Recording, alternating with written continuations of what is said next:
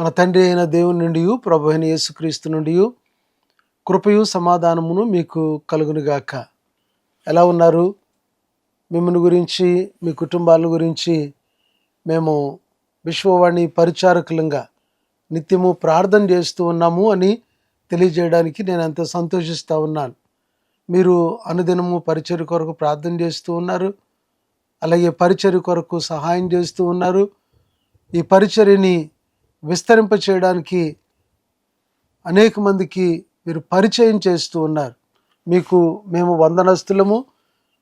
దేవుడు మీ యొక్క ప్రతి కార్యానికి ప్రతిఫలాన్ని దేవుడిస్తాడని సేవకునిగా నేను మీకు మనవి చేస్తూ ఉన్నాను.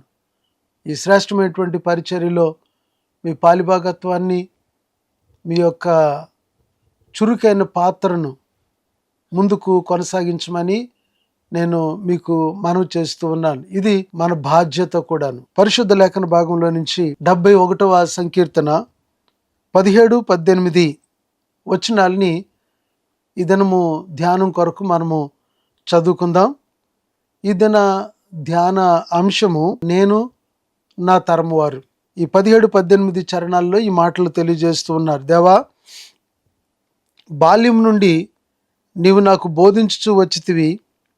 ఇంతవరకు నీ ఆశ్చర్య కార్యములు నేను తెలుపుచూనే వచ్చి తిని. దేవా, వచ్చు తరమునకు నీ బాహుబలమును గూర్చి, పుట్టబో వారందరికీ నీ శౌర్యమును గూర్చి నేను తెలియజెప్పునట్లు తల నెరసి వృద్ధుడినై ఉండు వరకు నన్ను విడువకుము. రాజు ఆయన అంటా ఉన్నాడు, బాల్య దినముల నుండి నీవు నాకు బోధించుతూ వచ్చితివి. ఇంతవరకు కూడా నీవు నా జీవితంలో చేసిన ఆశ్చర్య కార్యాల గురించి నేను ప్రస్తుతం నా తరము వారికి, లేక నా దినాల్లో ఉన్నవారికి నేను తెలుపుతూనే వస్తూ ఉన్నాను. నాకు ఇంకొక కోరిక ఉంది. వచ్చు తరము వారికి కూడా నీ యొక్క బాహుబలాన్ని గురించి, నీ యొక్క శౌర్యాన్ని గురించి నేను తెలియచెప్పాలి. కనుక ఒకవేళ నేను ముసలివాడిని అయిపోయినా, తల నెరిసి వృద్ధుడిని అయిపోయినా కానీ నీ కార్యాలను చేసే విషయాల్లో నన్ను విడిచిపెట్టుకు. నిన్ను గురించి లోకంలో నేను సాక్షార్థంగా బ్రతికే విషయంలో నన్ను విడిచిపెట్టుకు అన్నాడు. ఎంత మంచి ఆలోచన! రాజు అనేక మందికి ఆయన మాదిరికరంగా నిలబడతా ఉన్నాడు.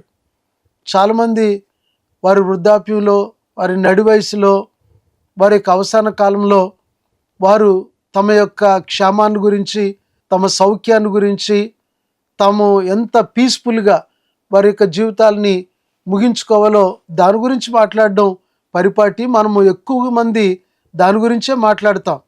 సో నేను బాగోవాలి. చాలామంది వృద్ధుల దగ్గరికి వెళ్ళినప్పుడు వారు అంటారు, మంచి మరణం నాకు ఇయ్యు అని ప్రార్థన చేస్తూ ఉన్నాను బాబు దేవునికి అని అంటారు. నేను మంచం మీద పడి వేదన చెందుతూ, శపిస్తూ, అసంతృప్తితోటి నేను చచ్చిపోకూడదు. చాలా హ్యాపీగా, చాలా చక్కగా నేను దేవుని దగ్గరికి వెళ్ళిపోవాలి బాబు అని వారు కోరుకుంటారు. అలా చాలామంది మా పిల్లలు ఒక మంచి భవిష్యత్తును చూడాలి అని కోరుకుంటారు. మరికొంతమంది మా పిల్లలు వారి యొక్క పెళ్ళిళ్ళు చూడాలి అని వారు కోరుకుంటూ ఉంటారు. కానీ ఇక్కడ రాజుగారు ఆయన ఏం కోరుకుంటున్నాడని అంటే, నిన్ను గురించి ప్రభువా, నీ గొప్పతనాన్ని గురించి, నీవు నాయడలో జరిగించిన అద్భుత ఆశ్చర్య కార్యాల గురించి ఇక ముందు కూడా నేను చెప్పడానికై నన్ను బలపరచవా, నీ చేత్తో నన్ను పట్టుకుని నడిపించవా అని అడుగుతూ ఉన్నాడు. ప్రియులారా, ఇది చాలా గొప్ప విషయం కదా. జార్జ్ ముల్లర్ గారు మనందరికీ తెలుసు, ఫాదర్ ఆఫ్ ఆర్ఫన్స్ అని ఆయన అంటారు. అనాథుల తండ్రి అని అంటారు ఆయన్ని.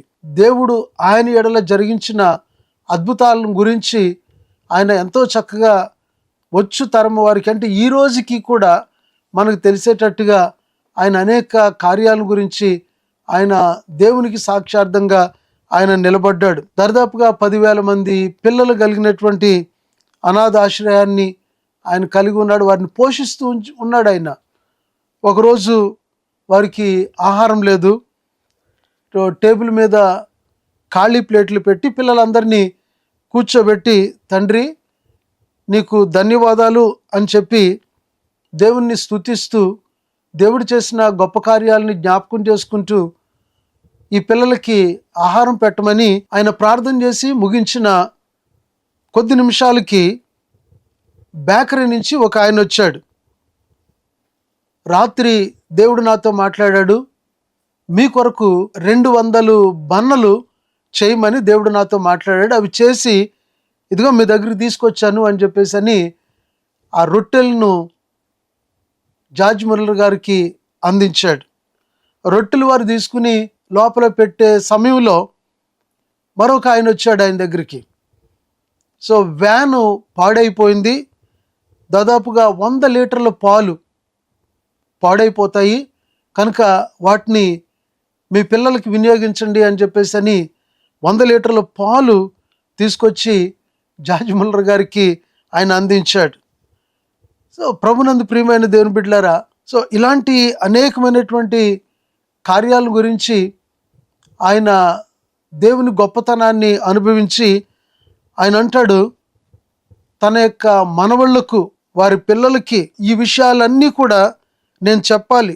దేవుడు నా తండ్రి, ఆయన ఎప్పుడు ఆలస్యం చేసేవాడు కాదు. ఆయన ఎప్పుడు తన బిడ్డల్ని ఆకలితో ఉంచేవాడు కాదు. వారి ప్రార్థనలని ఆలకించకుండా ఉండేవాడు కాదు అని జార్జ్ ముల్లర్ గారు సాక్ష్యం చెప్తారు. దేవుని యొక్క కార్యాలని మన తరము వారికి, వచ్చు తరము వారికి కూడా చెప్పేటువంటి ఒక ప్రగాఢమైనటువంటి కోరికను మనం కలిగి ఉండాలి ప్రియులారా. అది మన జీవితం యొక్క ధన్యత అని నేను జ్ఞాపకం చేస్తూ ఉన్నాను.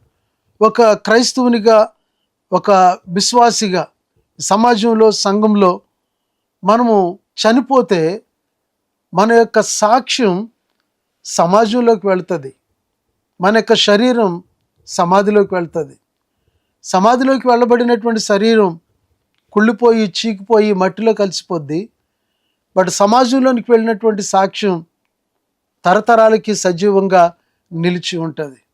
ఇదే రాజు ఆయన అంటున్నాడు, ప్రభువా నీ గొప్పతనాన్ని గురించి నేను నా తరం వారికి చెప్తున్నాను, ఇక వచ్చే తరం వారికి కూడా చెప్పేటట్టుగా నన్ను బలపరచమని. ప్రియులారా, విశ్వాసము, ప్రేమ, భక్తి అనేటువంటివి ఆధ్యాత్మికతలో చాలా ప్రధానమైనటువంటివి. క్రైస్తవ్యము లేక విశ్వాసపు జీవితము యొక్క స్వరూప స్వభావ లక్షణాలవి. వాటిని ప్రకటితం చేసేటువంటివే ఈ యొక్క విశ్వాస, ప్రేమ, భక్తి. మనలో ఉన్న విశ్వాసం, మనం చూపించే ప్రేమ, మన యొక్క భక్తి మన యొక్క జీవితాన్ని, దైవ కార్యాన్ని ప్రకటితం చేస్తాయని నేను జ్ఞాపకం చేస్తూ ఉన్నాను నేను. సో ప్రతి జనరేషన్కి లేదా తరం వారికి దేవుడు చెప్పాలనుకున్నటువంటి సంగతి ఏమిటి అని అంటే, వచ్చు తరము వారికి, మన తరము వారికి దేవుని యొక్క బాహుళ్యాన్ని గురించి, గొప్పతనాన్ని గురించి తెలియచేయవలసినటువంటి బాధ్యత మన మీద ఉంది. మన తరము వారికి మనం చేసేటువంటి సేవ, మేలు, ప్రతి మంచి పని కూడా మన తర్వాత తరముల వారు చెప్పుకుంటారు. అవి ఎప్పటికీ కూడా నిలిచి ఉంటుందని నేను జ్ఞాపకం చేస్తూ ఉన్నాను.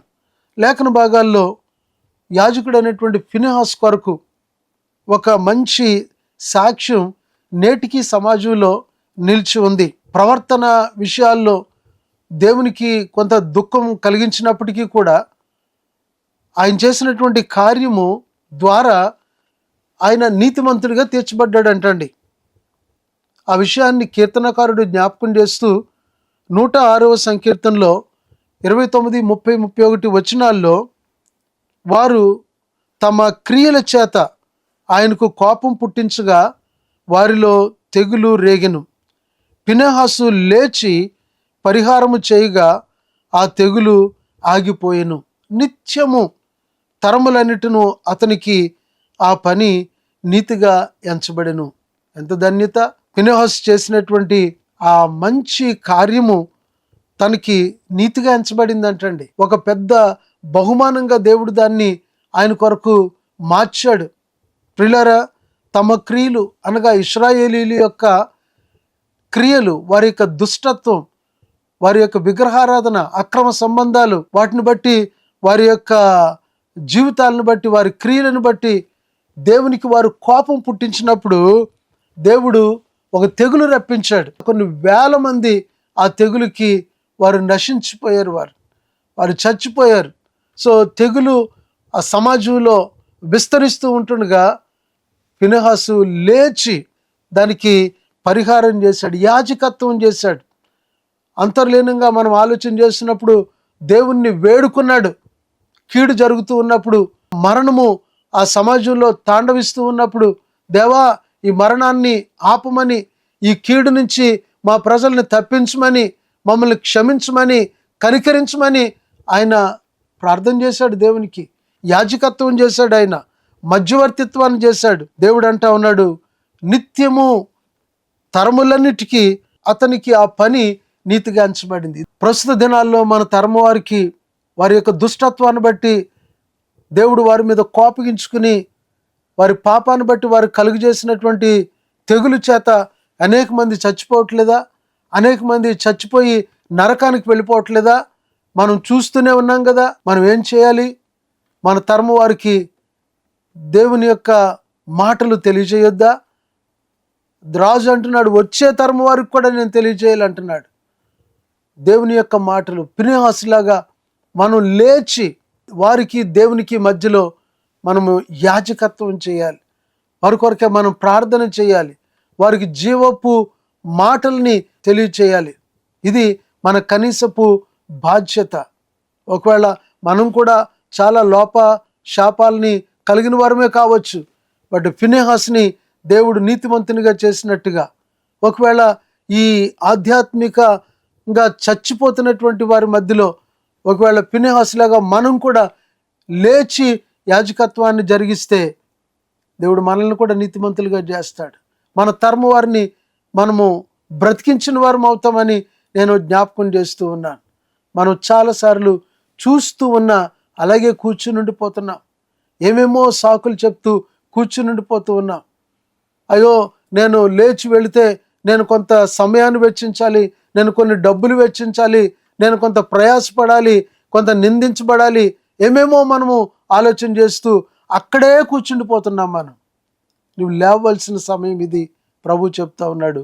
ఫినెహాసు లేచి వారికి పరిహారము చేయగా తెగులు ఆగిపోయాను.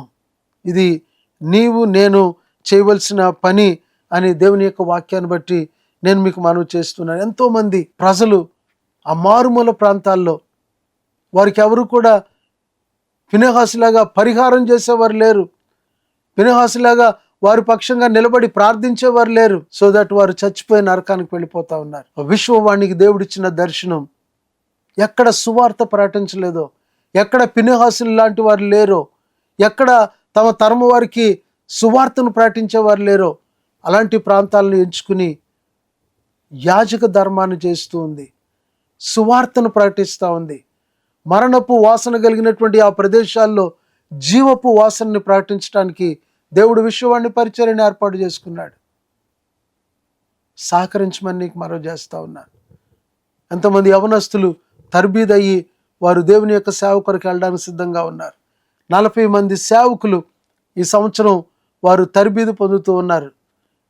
మరణపు వాసన కలిగినటువంటి ఈ తెగులు చేత బాధించబడుతున్న వారి మధ్యకి పంపించబడ్డానికి వారు సిద్ధపరచబడుతూ ఉన్నారు.